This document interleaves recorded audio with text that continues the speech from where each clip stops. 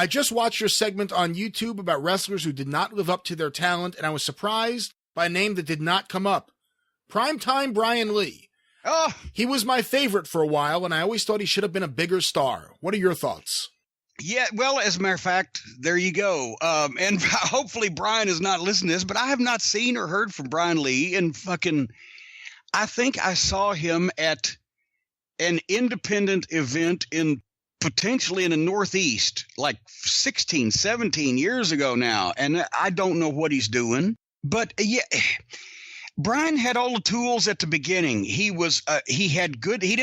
all the tools except a great physique. He's one of those guys that I don't care if he'd got in the gym and been in the gym and been on the juice and had an air hose up his ass. He was not going to be Lex Luger. But he was big and he was in good shape, but he could move and take big bumps and fly and do shit that just a guy that big looked impressive when he did it, right? And he understood the business a little bit. And his promos when we switched him heel, because people don't remember when he was in Smoky Mountain, I'm going to say that was 4 years maybe. He'd been in the business when he started with us. We're using him as a top baby face and then a top heel. So, he was still green, but his promo was getting better as a heel, as I said, because he was kind of that cocky, meat-headed jock. But boy, after that DOA thing, where the fuck did I don't know.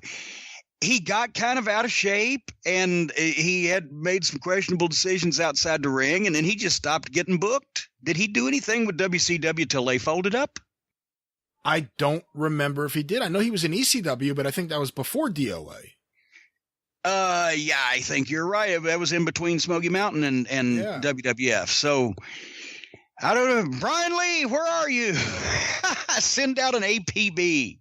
It's funny that no one knows where he is. It's almost like it's like that flying cross body just never landed. It's still like it's the biggest mystery of all time. When does it end, that flying cross body to nowhere? Well, no, but that's the thing. It wasn't even Brian's fault.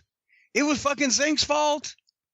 Because if you watch it, Brian Lee at 6'5" and 270 or whatever takes a hip toss from Zink and he flies 8 feet up in the air and all the way across the ring and lands in the far corner.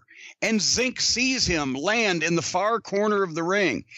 And as Brian bounces up to his knees and he's selling his back because the guy just threw him 10 feet and starts to stand up, Zink has already taken off and run to the opposite buckle and flies off. And Brian just stood up and watched him land.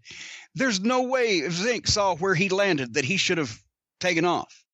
But it's an entertaining piece of footage.